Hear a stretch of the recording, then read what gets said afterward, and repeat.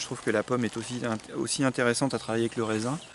Il y a autant de possibilités. Voilà, même s'il y a plein d'embûches, faut sauter les obstacles et on arrive à faire des jolies choses, quoi.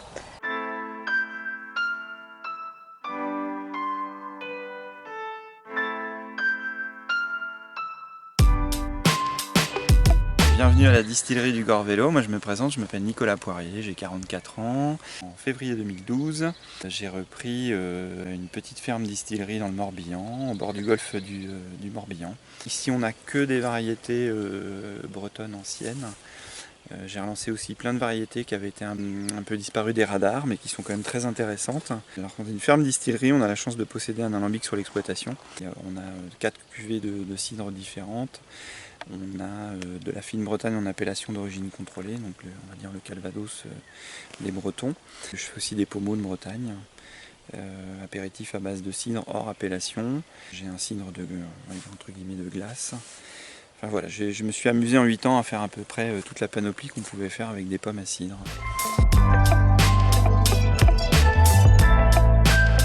Moi je suis originaire d'une famille quand même de viticulteurs vendéens. J'ai fait des études à l'université de Nantes, j'ai un diplôme pour être conservateur de musée, donc rien à voir avec ce que je fais aujourd'hui. Et quand je suis sorti de mes études à Nantes, je suis parti travailler 10 ans sur Paris, j'étais 8 ans attaché de presse et chargé de communication chez Canal+, et 2 ans responsable de la com d'une grosse maison d'édition parisienne. Et puis à un moment j'en ai eu ma claque de la vie parisienne et tout ça, et j'ai voulu revenir aux origines de la famille. Alors je ne suis pas retombé dans le vin, parce que j'avais aussi une envie de Bretagne. Alors avec le réchauffement climatique, on peut me dire maintenant, on pourrait m'objecter que le vin, la vigne et la Bretagne vont devenir compatibles.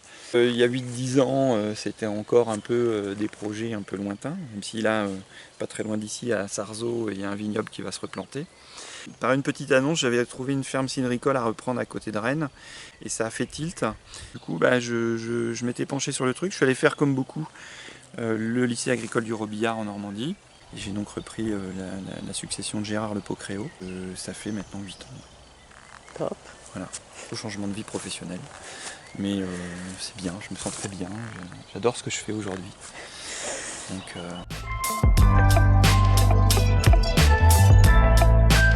ça a été très simple, on est à 500 mètres d'un très joli village historique de Bretagne qui s'appelle le Gorvélo, qui est une ancienne commanderie templière et hospitalière. Gorvélo en breton ça veut dire les forges. Voilà. Distillerie parce qu'en fait on a l'alambic aussi.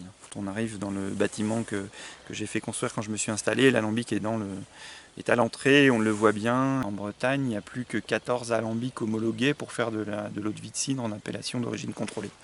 Donc on est vraiment parmi les derniers des Mohicans. Donc c'est aussi pour ça que j'ai choisi plutôt le mot de distillerie que celui de cidrerie, même si on fait du cidre.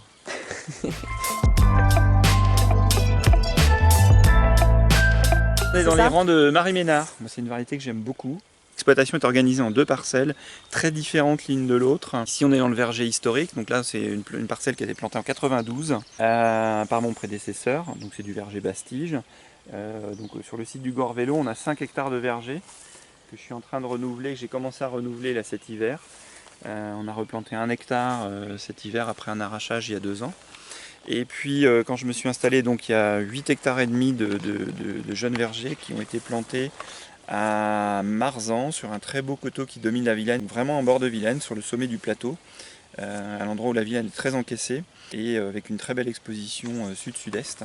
Là j'ai planté 6 hectares en basse tige et 2 hectares en haute tige. Et sur Marzan, j'ai aussi replanté du poirier à poiré et du cognacier. Il y a à peu près sur l'exploitation, j'ai à peu près une trentaine de variétés au total.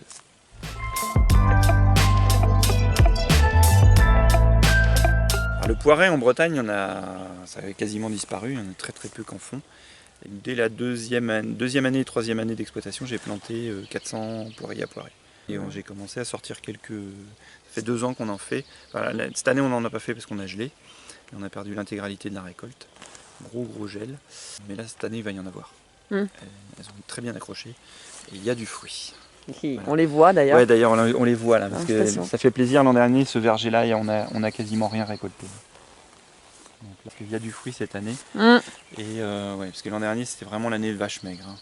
Sur un verger comme celui-là de 5 hectares, on a récolté à peine 15 tonnes de fruits. Donc vraiment rien de rien.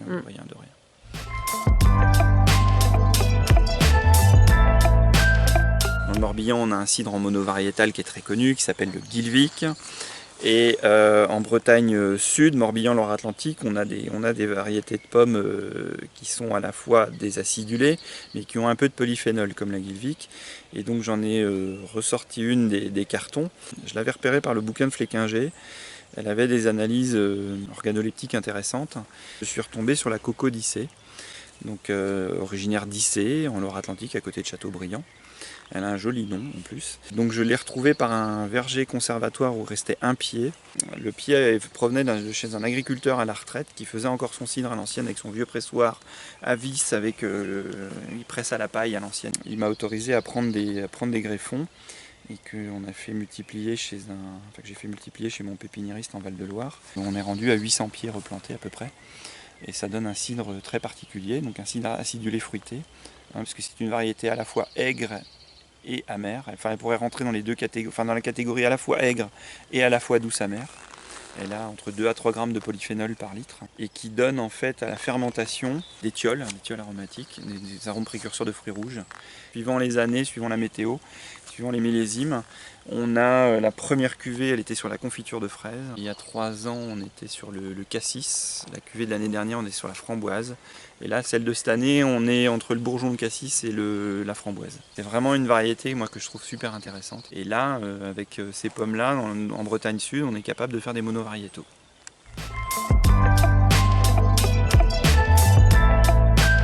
Après le domaine, j'ai fait la conversion à l'agriculture biologique. Donc l'idée c'est de minimiser son impact sur l'environnement. Donc on est sur les vergers adultes, on est en agropastoralisme avec des moutons, des Shropshire qui entretiennent le verger. Très peu de traitement évidemment, arrêt du cuivre, plus de bouillie bordelaise. Sur le jeune verger très tôt, lui éviter au maximum les traitements et laisser faire en fait la nature. Donc la philosophie principale elle est sur vous êtes bien nourri, vous êtes en bonne santé. Et donc du coup, c'est surtout de l'apport d'oligo-éléments. Moi, je trouve que les arbres sont plutôt en belle forme. Ils s'en portent plutôt pas mal. Ouais, on voit, Voilà. ils ont l'air de bien se porter.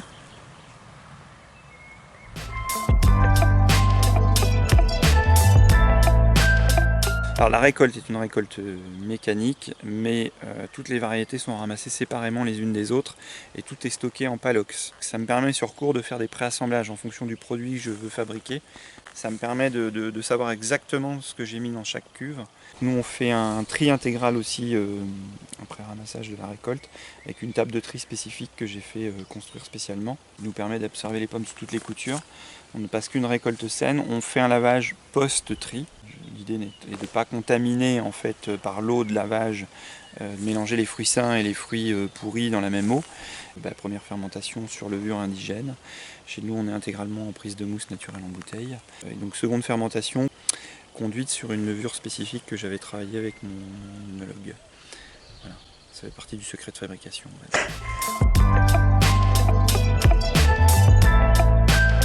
On a perdu à peu près 70% de l'activité pendant la période de confinement puisque les restaurants étaient fermés. Donc, la vente directe, le cidre était plus considéré comme un produit de première nécessité, faut croire.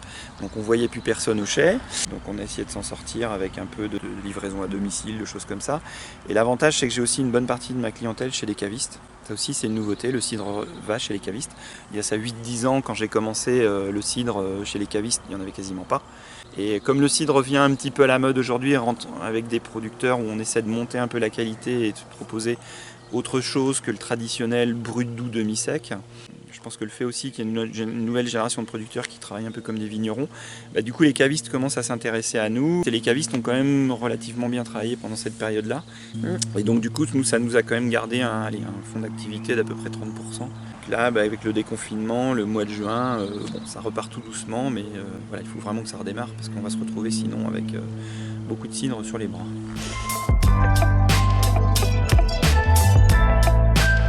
Ça aussi, c'est ça qui est intéressant, c'est que j'ai réussi à tisser des liens avec pas mal de chefs et à remettre le cidre sur des belles tables aussi. Je pense qu'on a une génération où on veut aussi essayer d'amener le cidre ailleurs, vers d'autres tables. Le chef le plus connu avec qui je travaille, c'est Eric Guérin, la Marron d'Oiseau. Ils viennent de rouvrir et ils vont faire un cocktail avec notre cidre Cocodicée, notre apéritif de pommes Guilvic, le Petit Prince, et le gin qu'on vient de lancer. Je travaille avec autant de crépiers que de restaurateurs traditionnels. Et c'est ça aussi qui, je trouve, qui est encourageant pour nous les producteurs, c'est de voir que le cidre commence aussi à intéresser à la restauration plus classique. Et donc on va emmener le cidre vers d'autres horizons, vers de la gastronomie, et moi je trouve ça super. Et nous on est vraiment, le cidre breton et les crêpes, c'est un mariage très fort, qui est historique, voilà. Mais qui, du coup c'est dur en Bretagne d'aller au-delà de ça.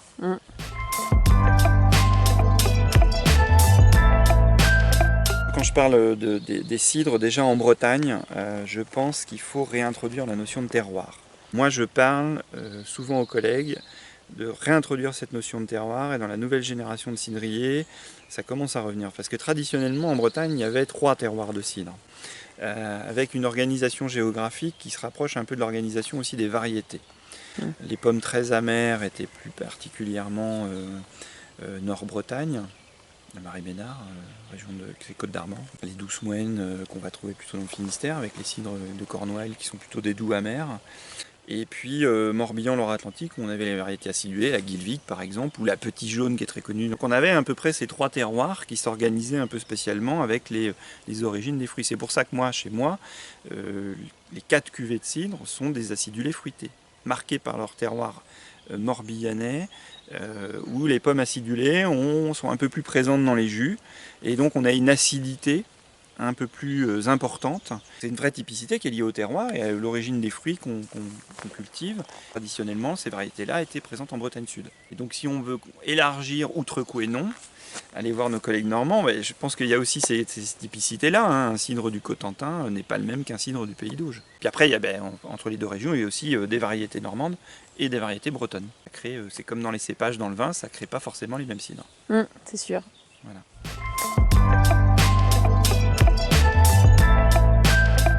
La maison cidricole de Bretagne, elle existe depuis 5 ans maintenant. En fait, avant, en Bretagne, au moment de l'association cidricole de Bretagne, on avait plein d'associations.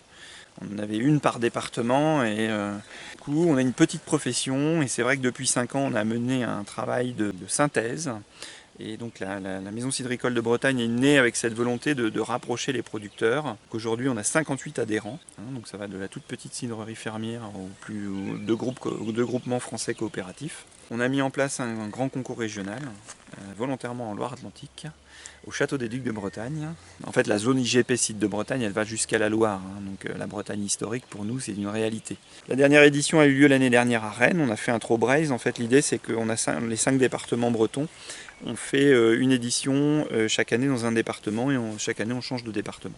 Malheureusement, cette année, il n'y aura pas d'édition, avec tout ce qui se passe, puisque puis avec toutes les difficultés qu'ont rencontrées les producteurs, l'argent en fait, qu'on met sur le concours, on l'a mis sur une campagne de communication cet été. Consommer local, buvez du cidre, et puis redécouvrir, visiter les cidreries aussi. Le message, c'est aussi, venez visiter les cidreries.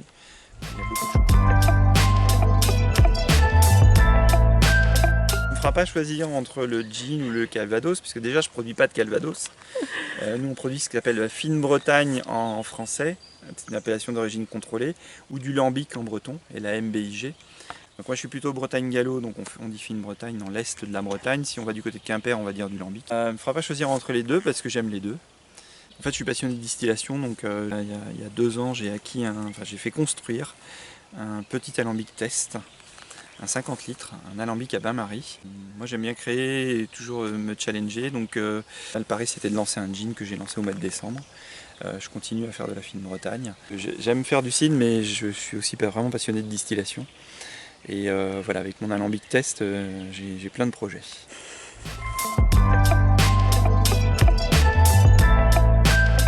Moi je pense qu'il faut, je ne suis pas le seul à tenir ce discours-là, redonner ses lettres de noblesse au cidre. Ça, malheureusement, fin des années 70, début des années 80 en France, c'était l'image du cidre, la grande bouteille en plastique d'1,5 litre, vraiment pas valorisante. L'idée, et je pense qu'on est vraiment une nouvelle génération à promouvoir un cidre différent, un cidre de qualité, bien fait, bien travaillé, honnête aussi avec le consommateur. J'organise des visites l'été par exemple, où je partage et où je communique la passion que j'ai pour le métier, la façon de travailler aussi. Je suis fier de faire visiter le bâtiment que j'ai construit, Et les gens sont généralement surpris en disant « Ah waouh, ça ressemble à une exploitation viticole.